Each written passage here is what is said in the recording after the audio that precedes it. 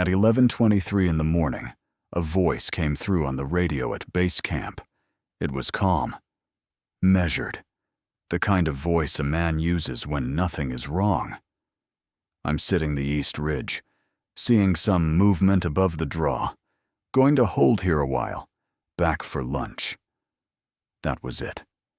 31 words, a routine check-in, the kind of transmission that passes between hunting partners dozens of times across a long season and is forgotten by the time the coffee goes cold.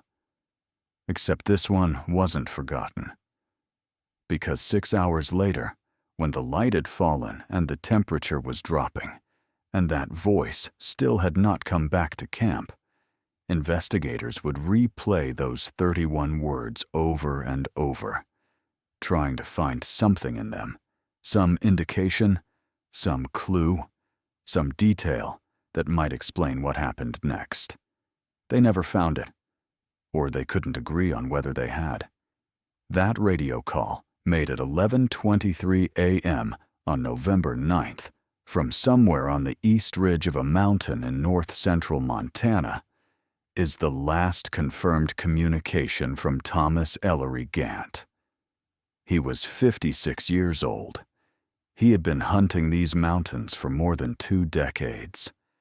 He knew the East Ridge the way most people know the route from their front door to the end of their driveway. He did not come back for lunch. He did not come back at all. And that 31-word transmission, so ordinary that the man who received it almost didn't note the time, would become the centerpiece of one of the most carefully examined missing persons investigations that Mineral County, Montana had ever conducted. What Thomas Gant said was documented. What he meant was not. And where he was when he said it turned out to be a question that 5 years of investigation has not been able to answer with certainty. Let's start with what we know about Thomas Gant before that morning. Because in cases like this, understanding who a person is matters. Thomas had grown up in western Montana, the son of a rancher who had taught him to hunt elk in the same general country he would disappear in decades later. By his mid-30s, he had developed what his hunting partners described as a systematic approach to the mountains, not a casual, instinct-driven style of hunting, but something closer to an applied study of the landscape. He kept detailed notes on game movement, weather patterns, and seasonal changes in specific terrain features. His notebooks, which investigators examined thoroughly, span more than 20 years and cover multiple drainage systems in the Mineral County region.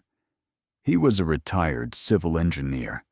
His professional instincts showed in how he approached the mountain.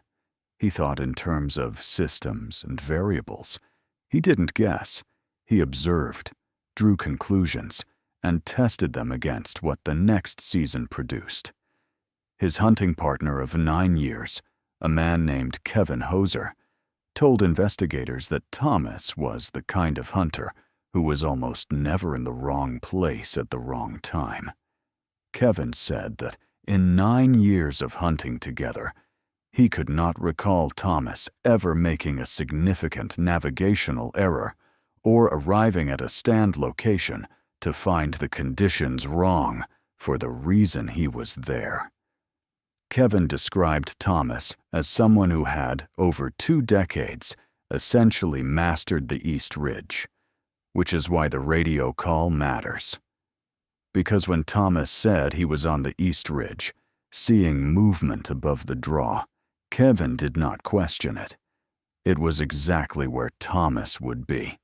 It was exactly what Thomas would say. Everything about that transmission was consistent with a man who was doing what he always did, in a place he knew as well as any place on Earth. And that consistency is part of why the call became so difficult to interpret later. Was it a normal check-in from a man who was fine and then was not? Or were there details in those 31 words that pointed towards something that had already begun to go wrong? Investigators spent months trying to answer that. We're going to spend some time with it too. Kevin Hoser received the 11:23 transmission at base camp. He was the only one there. The third member of their group, a man named Dale Prentice, was hunting the west side of the same mountain, out of radio range of base camp. Kevin had stayed at camp that morning because of a knee that had been giving him problems. He had planned to hike up to a glassing point in the afternoon, but wanted to rest the knee through the morning hours. He heard Thomas's call come through clearly. No static, no broken transmission. The signal was strong. This is the first detail that investigators focused on. Strong radio signal from the East Ridge. The East Ridge of that specific mountain had known radio dead zones, sections where the terrain geometry blocked transmission to and from the base camp location. Kevin knew them. Thomas knew them. They were features of the landscape that both men had encountered and worked around over years of hunting together. A strong, clean transmission from the East Ridge meant Thomas was calling from one of the positions where signal was reliable. There were 4 such positions on the East Ridge, documented in Kevin's knowledge of the terrain, and later mapped by investigators using signal testing equipment. The positions were not evenly distributed. They were specific points where the ridge geometry opened up enough for transmission to travel unobstructed to the valley where base camp sat. Thomas's transmission was strong enough that Kevin didn't have to ask him to repeat anything. Investigators used this to narrow the geographic range of where Thomas could have been when he made the call. If he was on the East Ridge, and if the signal was strong, he was at one of 4 known transmission points. Those 4 points were later mapped and confirmed. The investigation from that point forward was shaped by the question of which of the 4 Thomas had been at. And that question, despite the investigation's best efforts, has never been definitively answered. Now let's talk about the 31 words themselves, because investigators did not just listen to them, they analyzed them. I'm sitting the East Ridge, seeing some movement above the draw. Going to hold here a while, back for lunch. The first sentence establishes location. East Ridge. Consistent with Thomas's stated plan for the day, which Kevin confirmed Thomas had outlined the previous evening at camp. Nothing unusual. The second sentence, seeing some movement above the draw, is where investigators spent the most time. Which draw? The East Ridge of that mountain has 2 significant drainage features that hunters typically refer to as draws. A northern draw that runs toward the upper elevation timber, and a southern draw that angles down toward a creek drainage about 1.5 miles below the ridge. Both are features Thomas had hunted in multiple seasons. Both were referenced in his notebooks. Kevin assumed Thomas meant the northern draw. That was the feature Thomas typically worked from the upper ridge positions. When Kevin gave his initial statement to investigators, he said without hesitation that Thomas meant the northern draw. But Dale Prentice, when he came back into radio range and was informed of Thomas's call, had a different interpretation. Dale had hunted with Thomas for 4 of the 9 years Kevin had. He said Thomas almost always said the draw when referring to the southern feature, that he distinguished the 2 by calling the northern one the upper draw and the southern one simply the draw. Kevin disputed this. He said Thomas used the terms interchangeably. That disagreement between two men who knew Thomas well about a single phrase in a 31-word transmission would shape the entire early phase of the search. It sent resources in different directions based on different interpretations of where Thomas had been. It was the first contradiction. It would not be the last. At 2 p.m., Kevin attempted a radio check with Thomas. No response. He tried again at 2:30. Still nothing. He was not immediately alarmed. The East Ridge had dead zones, and if Thomas had moved from his position at the draw to follow the game movement he'd mentioned, or to work a different part of the ridge, he might simply be in terrain where radio contact wasn't possible. At 3:15, Dale Prentice arrived back at base camp from the western side of the mountain. Kevin told him about the 11:23 call. Dale tried the radio himself. No response. At 4 o'clock, with the light starting to angle low and the temperature dropping, they agreed to give it until 4:30 before doing anything more. Thomas had said back for lunch. Lunch had come and gone, but Thomas occasionally lost track of times the field. Not habitually, Kevin was careful to say, but it had happened. At 4:30, Kevin tried the radio again. Nothing. At 4:45, Dale drove the access road to the trailhead. He called out. He listened. He came back to camp. At 5:30, as the last light left the sky, Kevin Hoser called Mineral County Search and Rescue. He told the coordinator who answered that his hunting partner had made a radio call from the East Ridge at 11:23 that morning and had not returned to camp.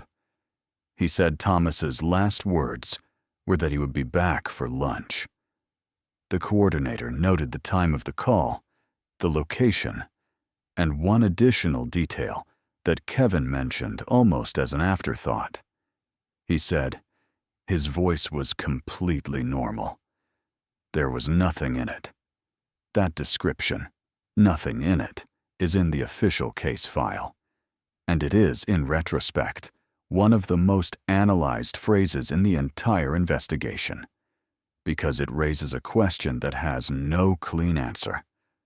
Was Thomas's calm voice the voice of a man who had no reason to be anything other than calm?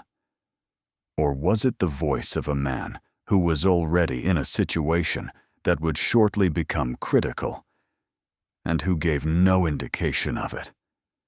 Let me tell you what the East Ridge looked like when search teams arrived in the dark. The access trail to the East Ridge is approximately 2 miles from the trailhead. The ridge itself runs roughly north to south for about 1.5 miles before it begins to drop steeply into the drainage below. The elevation at the ridge is just under 7,000 feet. In November, the nights are severe. Temperatures regularly fall below zero, with wind chill on the exposed upper sections. The terrain is mixed. Open rocky sections alternate with stands of lodgepole and subalpine fir. The southern draw that Dale and Kevin had disagreed about is a feature of the lower ridge, where the slope angles off toward the creek drainage. The northern draw is a shallower feature, more of a bench than a true drainage, where animals cross between the upper timber and the lower meadow. Search coordinator Lisa Farrell later said in her incident report that the East Ridge presented 2 specific challenges for the initial search. The first was the terrain itself. Rocky, uneven, with sections of loose talus on the upper third that made night movement dangerous for searchers. The second was the disagreement about the draw. Because Kevin and Dale couldn't agree on which draw Thomas meant, the initial search split resources between 2 areas that were separated by roughly 3/4 of a mile of ridge terrain, Teams searched the vicinity of both draws simultaneously, in the dark, in dropping temperatures. Neither team found anything on night 1. Not a boot print, not a discarded food wrapper, not a piece of clothing. Thomas Gant had been on that ridge for most of a day, and the first search produced no physical trace of his presence at any point. Dawn brought more searchers. By 8 in the morning, 60 volunteers were on the mountain. Dogs were en route from a facility in Missoula, expected by midday. The search coordinator expanded the grid. The East Ridge was divided into sections and assigned systematically.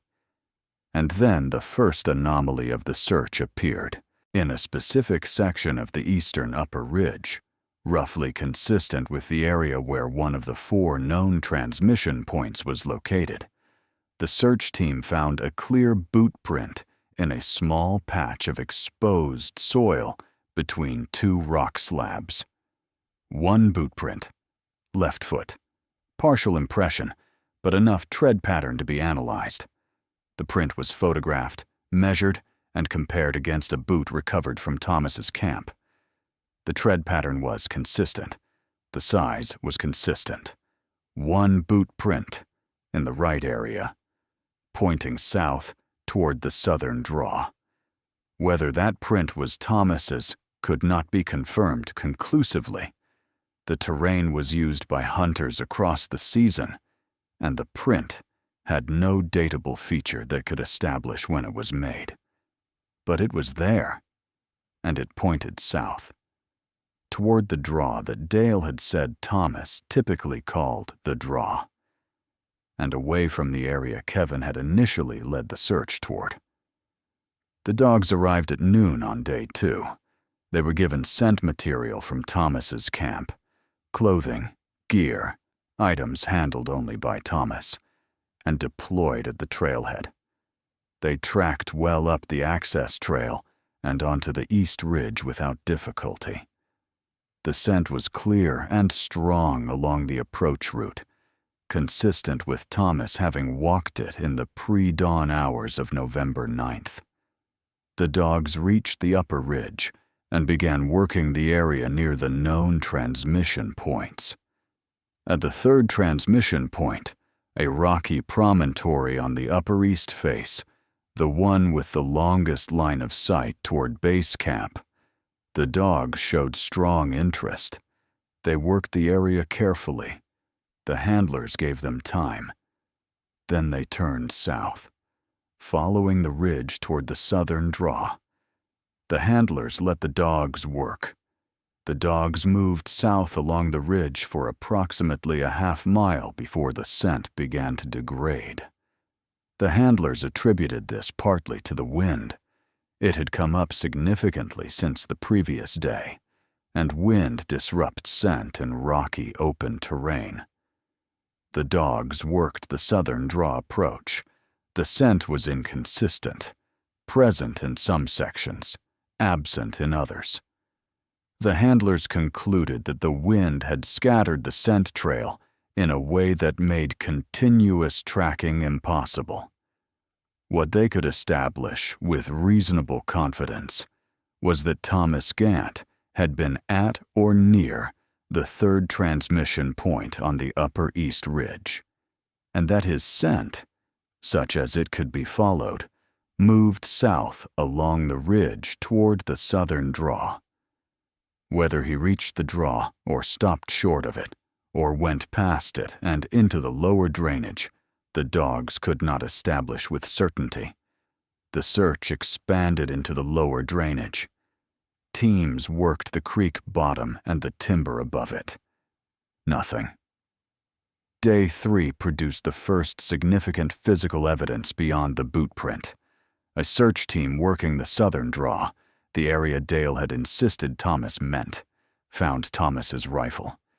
It was on the ground, not propped, not placed. On the ground, in the brush at the edge of the draw, in a position consistent with having been set down or dropped. The barrel was pointing downhill, The safety was on. The serial number confirmed it was Thomas's. The rifle had not been fired. Investigators processed the area around the rifle carefully. No blood. No disturbance in the vegetation consistent with a fall or a struggle. No other items in the immediate vicinity. The rifle's condition raised an immediate question. Thomas Gant was an experienced hunter who had carried that rifle in these mountains for more than a decade. He was meticulous about his equipment. Kevin Hoser told investigators he had never seen Thomas set his rifle on the ground in the field. Not while resting, not while glassing, not while eating or adjusting gear. Thomas always either carried it or leaned it carefully against something. A rifle on the ground, safety on, in a brushy draw. That was not consistent with anything Kevin knew about how Thomas handled his equipment. But the rifle hadn't been fired. There was no blood. There was no sign of any violent or sudden event. So what had happened that led to Thomas's rifle being on the ground in the southern draw? Investigators had no answer. But day 3 had one more discovery that pushed the question into new territory. A volunteer searcher working the lower edge of the draw found a partial boot print in the soft soil at the draw's lower margin, the point where the feature begins to flatten into the creek drainage below. The impression was partial, less than half a print. But the tread pattern was consistent with Thomas's boot. The rifle was at the upper edge of the draw. The partial print was at the lower edge. Something had moved through that draw from top to bottom. Something that left a rifle at one end and a footprint at the other. And nothing in between. Let's talk about what those physical discoveries created, in terms of the investigation's understanding of Thomas's last known movements. The transmission point, established by the dogs, was at the Upper East Ridge, approximately at the third of the 4 known signal positions. From that point, the scent and the boot print and eventually the rifle all indicated movement south along the ridge and then into the southern draw. The rifle was at the upper margin of the draw. The footprint was at the lower margin. Below the lower margin of the draw was the creek drainage, a feature running east to west along the base of the mountain, roughly 700 feet below the ridge. Investigators built a movement timeline from those data points. Thomas had been at the transmission point at approximately 11:23. He had then moved south. At some unknown time, he had entered the southern draw from the upper ridge. He had moved through the draw to its lower margin. And then there was nothing. No additional footprints, no more scent, no gear. Whatever Thomas had done after reaching the lower edge of that draw, he had left no recoverable trace of it. The creek drainage was searched extensively. Over the following 3 days, teams walked both banks for more than a mile in each direction from the point below the draw. The creek itself was walked by searchers, wading through it, in sections where the bottom was muddy enough to potentially hold impressions. Nothing. The search coordinator would later say in her summary report that the evidence established Thomas's presence at a series of points on the East Ridge and Southern Draw. It established a direction of movement, down through the draw toward the drainage. It did not establish what happened once he reached the drainage, or where he went from there, or why. She wrote that the investigation had produced, in her experience, an unusually clean trail of evidence pointing to a specific location, the lower margin of the southern draw, and then an unusually complete absence of evidence from that point forward. Her word was clean. The trail was clean. And then it ended. Now let's go back to the radio call, because even with the physical evidence establishing Thomas's movement through the draw, a fundamental question about the transmission had not been resolved. In some ways, the physical evidence made it more acute. Seeing some movement above the draw, going to hold here a while. If Thomas was at the transmission point on the Upper East Ridge, which the dogs established with reasonable confidence, and if he was looking at movement above the draw, which draw was he watching? The physical evidence placed Thomas in and through the southern draw later in the day. His rifle was there. His footprint was there. But the transmission said he was watching movement above the draw, not that he was entering it. He was sitting, observing, planning to hold his position. Something changed between 11:23 and the moment he entered that draw. Whatever he had been watching, the movement he described, had done something that caused him to leave his position and move south. Did he follow an animal into the draw? Possible. He had fired his rifle. No, wait. The rifle wasn't fired. He had not shot anything. He had watched movement above the draw, held his position, and at some point moved south, into the draw, through it, and toward the drainage, without firing, without calling Kevin on the radio to report a shot, without any communication of any kind after 11:23. A man who checked in reliably, who had a strong radio signal from his position, who planned to be back for lunch, went silent for 6 hours and ended up a mile from where he'd been, in a drainage, with his rifle on the ground, and left a no explanation. Investigators took another look at the transmission in the second month of the investigation. This time, they focused not on what Thomas said, but on a technical aspect of the call that had not been analyzed in the initial phase. The radio system the hunting group used logged signal strength data automatically. This was a feature neither Kevin nor Thomas had specifically utilized. It was a built-in function of the model they used, and the data was stored on the base camp unit. When investigators extracted this data and had it analyzed by a radio technician, a specific detail emerged. The transmission at 11:23 had come in at strong signal, consistent with one of the 4 known transmission points.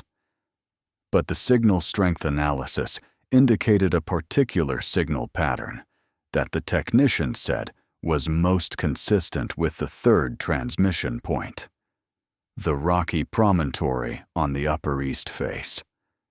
This was significant because it aligned with where the dogs had shown strong interest. But the technician added a qualification that investigators found worth noting. He said the signal pattern was most consistent with the 3rd point, but that under certain atmospheric conditions, specifically during temperature inversions, which can occur in mountain terrain in November, the signal could behave in ways that made source location less reliable. He said his analysis put the transmission at the 3rd point with roughly 70% confidence, 30% uncertainty, 30% chance that Thomas was somewhere else on the East Ridge when he made that call. The investigation had been built substantially on the 70% interpretation. The search had concentrated resources in the areas consistent with the 3rd transmission point. The 30%, the question of whether Thomas might have been somewhere else entirely when he spoke those 31 words, remained an open question that no one had a way to close. Let's talk about the missing hours from 11:23 a.m. when Thomas made the call to the moment his rifle was found at the upper margin of the southern draw on day 3. Some unknown amount of time elapsed. The rifle was found on day 3 of the search, not day 1. That meant the terrain around the rifle had already been searched, at least partially before the rifle was located. The search coordinator's log shows that a team had walked the southern draw on the afternoon of day 1 in the dark, without finding the rifle. Investigators considered 2 possible explanations for this. The first was that the draw search on night 1 had been incomplete. Teams were moving fast, in darkness, in deteriorating conditions, and may have missed the rifle. The second was that the rifle wasn't in the draw on night 1. If the rifle was not there on night 1, it had been placed there between the night 1 search and the day 3 discovery. Who or what would have done that?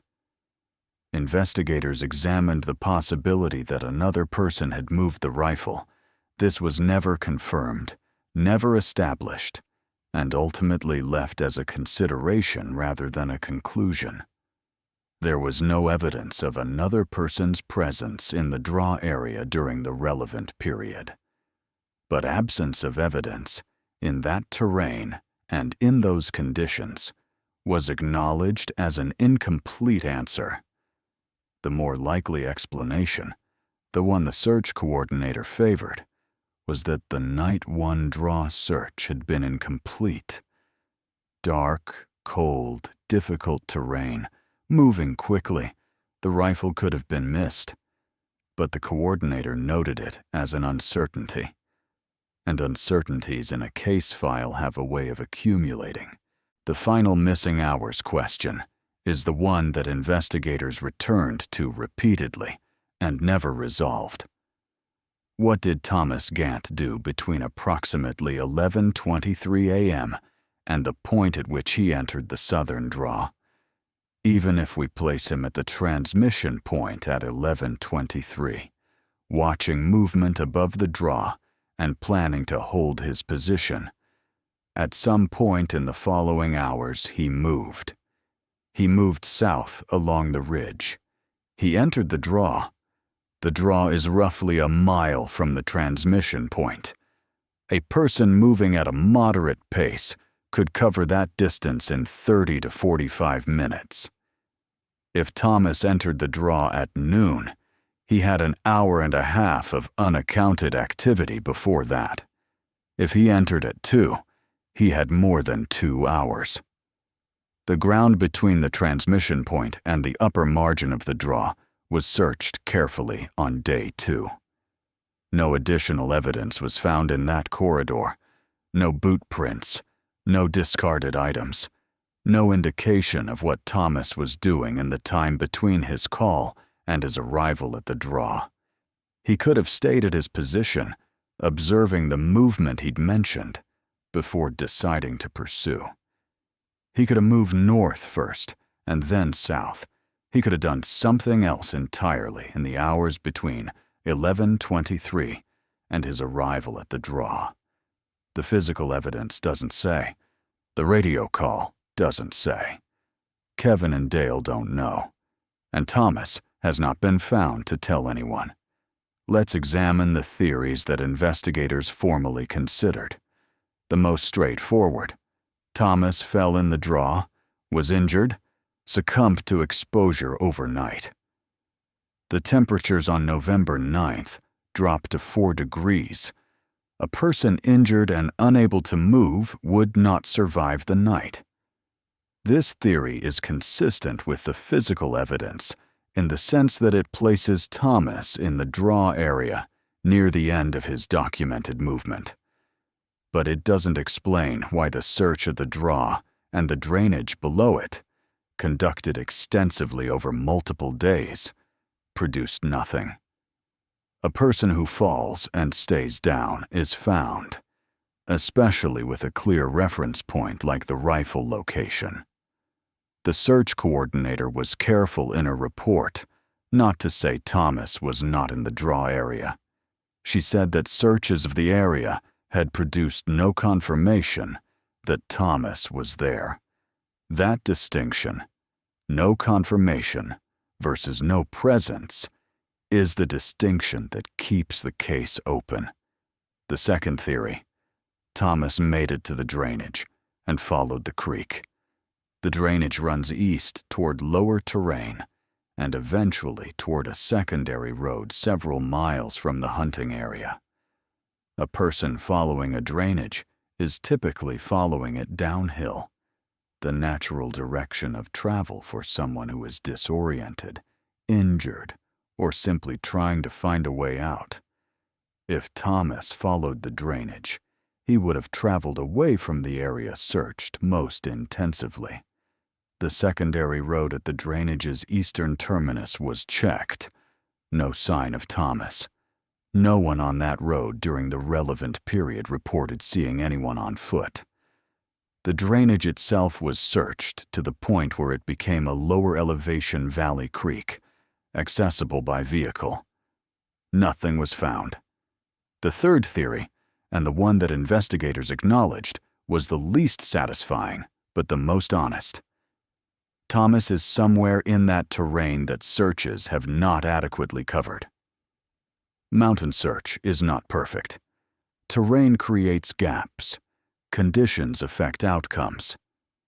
The East Ridge and its drainage have sections of boulder field and dense timber that are genuinely difficult to search thoroughly. The coordinator's summary acknowledged that full saturation coverage of the area had not been achieved. If Thomas is in an unsearched or inadequately searched section of that terrain, he has not been found because searchers have not reached him. That's not a satisfying explanation. It doesn't say anything about what happened to him, but it acknowledges a real limitation. There is one additional detail in this case that investigators raised in the cold case review conducted 2 years after Thomas's disappearance. It concerns the movement Thomas described in the radio call, seeing some movement above the draw. Investigators had focused on the draw, on which draw Thomas meant, and on his subsequent movement into it. But the cold case reviewer flagged the phrase "above the draw" for a different reason. If Thomas was at the transmission point on the Upper East Ridge, and he was watching movement above the draw, the movement he was describing would have been at or above his elevation, not below him, not in the draw itself. Above. The reviewer noted that most game movement in that terrain, in November, runs from the upper timber downhill to the lower meadows as animals move toward winter range. Movement above the draw, meaning movement at or above Thomas's position on the upper ridge, would be counter to the typical pattern. Not impossible, but unusual enough that the reviewer flagged it. What was moving above the draw at 11:23 on November 9th? Thomas didn't say. He said he was holding his position to watch it. He never called back to say what it was. He never called back at all. Let's look at 2 other cases, because Thomas Gant's disappearance, while specific in its details, shares structural features with documented investigations that deserve comparison. The first involves a hunter named Warren Bliss, who disappeared in the Kootenai National Forest of northwestern Montana in October of 2007. Warren was 61 years old. He was hunting elk with his son and 2 other men. At approximately 10 in the morning, he made radio contact with his son to confirm his position and his plan. The call was normal. He said he intended to work a ridgeline east of their camp, He was never heard from again. His son, who received that final call the way Kevin Hoser had received Thomas's, later told investigators that the call had been completely ordinary. No stress, no urgency, no indication of any problem. Searchers worked the Kootenai Ridgeline for 9 days. Warren Bliss was never found. His rifle was eventually located on day 4 in a creek drainage below the ridgeline he had intended to hunt, in a position that investigators described as having been placed rather than dropped. 2 hunters, 2 final radio calls, both described as normal. Both rifles found in drainage areas below their intended positions. Both men gone. The second case involves a hunter named Patrick Dolan, 53 years old, who disappeared from a hunting unit in the Bitterroot Valley of Montana in November of 2014. Patrick had checked in by radio with his brother at approximately 1 in the afternoon. The call was brief and normal. He said he was moving to a new position. The radio call from Patrick Dolan was the last communication his family received. His brother later told investigators something that has appeared in multiple family accounts of similar cases. He said, "If I'd known that was the last call, I would have listened differently. I would have listened for something. But there was nothing to hear. It was completely normal. Nothing to hear. Thomas Gant's call was described the same way. Warren Bliss's call, the same way. Patrick Dolan's call, the same way. All normal. All final. All completely unremarkable transmissions from men who were about to vanish. Which brings us back, always, to the question. What does normal sound like when something has already gone wrong? And if it sounds the same as normal when nothing is wrong, how would anyone know? Kevin Hoser has given 2 on-record interviews about Thomas's disappearance. The first was shortly after the case went cold. The second was the year after, when the cold case review was completed. In both interviews, Kevin returned to the radio call. He said that in the months after Thomas disappeared, he replayed the 11:23 transmission in his memory hundreds of times. He tried to find something in it, a hesitation, a word choice that meant something he hadn't understood at the time, a background sound that might indicate where Thomas was or what was around him. He found nothing. The call was what it appeared to be. 31 words from a man who was fine. But Kevin said something in the second interview that the journalist noted as unusual. He said he had stopped trying to find something wrong with the call. He said he had started, instead, to think about whether the call was trying to tell him something that he simply didn't have the context to receive.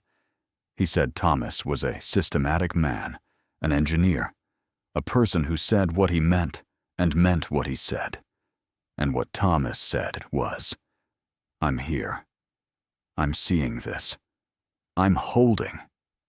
Kevin said he had come to believe that those 31 words were accurate, that Thomas was telling the truth about where he was, what he saw, and what he planned to do, which meant that whatever happened to Thomas happened after the call, not before, not during, after.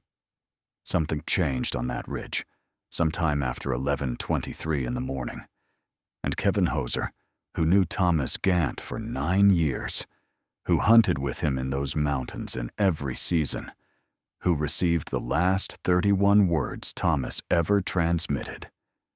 Kevin does not know what it was. He said, "He told me he'd be back for lunch. Thomas didn't say things he didn't mean." So somewhere between that call and lunchtime, something happened that made it impossible for him to keep his word. And I have spent 5 years trying to figure out what that was. He paused. I still don't know. The Mineral County Sheriff's Office has confirmed that Thomas Gant's case remains an open missing persons investigation. The case file includes the signal strength analysis, the search reports, the comparison of the northern and southern draw interpretations, the documentation of the boot print and the rifle, and the cold case review conducted by an outside investigator. The cold case reviewer's summary concludes with a section titled Outstanding Questions. It lists 7. The first: which of the 4 transmission points was Thomas at when he made the 11:23 call? The second: which draw was Thomas observing when he described movement above it? The third: what caused Thomas to move from his observation position into the southern draw? The fourth: what was Thomas doing in the period between 11:23 and his arrival at the draw?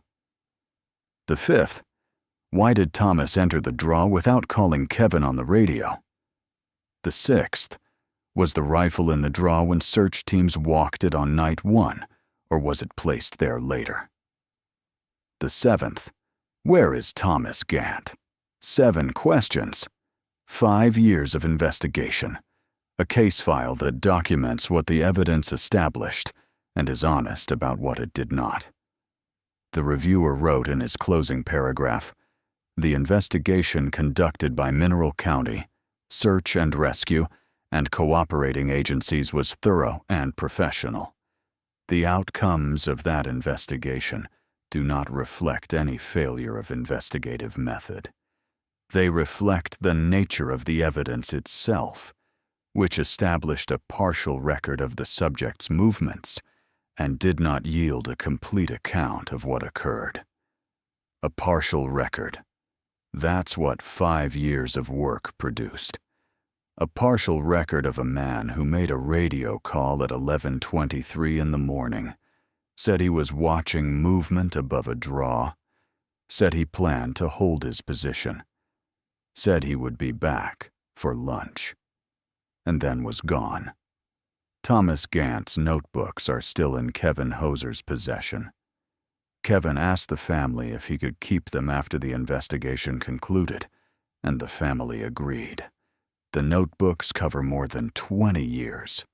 They document game patterns, weather observations, terrain notes, and the seasonal rhythms of the East Ridge, in a level of detail that reflects a man who paid close attention to the world around him. Kevin has read through them several times in the years since Thomas disappeared. He has been looking, he said, for any reference to the southern draw, to the transmission points on the ridge, to any notation that might indicate what Thomas knew about that specific terrain feature that Kevin didn't know. He hasn't found anything that changes the picture, but he told the journalist in his second interview that he found something else in the notebooks. He said Thomas had written, in the margin of an entry from 3 seasons before his disappearance, a single observation about the East Ridge that Kevin had never heard Thomas mention in conversation. It was a note about movement, about game moving in a direction and at a time that Thomas couldn't explain within his usual framework for understanding what animals did in that terrain. The note said, in Thomas's precise engineer's handwriting, movement above upper draw, late morning, counter to pattern, source not identified. Kevin said he stared at that note for a long time. Late morning, movement above the draw, counter to pattern, source not identified. 3 seasons before Thomas's disappearance, he had seen something on the East Ridge that he couldn't explain. On November 9th, in his last radio call, he reported seeing movement above the draw again. He said he was going to hold his position and watch it. Whether what he saw on November 9th was related to what he had noted 3 seasons earlier is unknowable. Whether it matters at all is unknowable. Kevin Hoser doesn't know what to make of it. Neither do investigators. Neither do we. The last radio call from the forest came in at 11:23. 31 words. Strong signal. A man's voice saying nothing unusual. The East Ridge is still there. The southern draw is still there. The creek drainage still runs east through the valley below the mountain. Every fall, hunters park at the same trailhead and walk the same access trail toward the same ridge. They glass the same meadows. They sit in the same timber. None of them have found Thomas Gant. The Mineral County Sheriff's Office is still accepting information from anyone who was in the East Ridge hunting unit on November 9th or the surrounding days and has anything to report. His family is still waiting, and Kevin Hoser still has the radio. He told the journalist that he has not turned it off since the day Thomas disappeared. He knows that's not rational. He knows that after 5 years, another transmission is not coming. But he keeps the radio on. He said, "Every morning when I turn it on, I hear what that channel sounds like when it's quiet. And I hear what it sounded like when Thomas called. And I think about what it means that those two things, the silence and the call, end up in the same place." He said, "I don't have an answer for that." Thomas Gant called in at 11:23. He said he was fine. He said he would be back. The channel has been quiet ever since. What happened in the hours between that call and the silence is the question that 5 years of investigation, 7 outstanding findings, and one engineer's 20-year notebook full of careful observations have not been able to answer. What did Thomas Gant see above that draw? And why, after watching it, did he follow it into the mountain and not come back?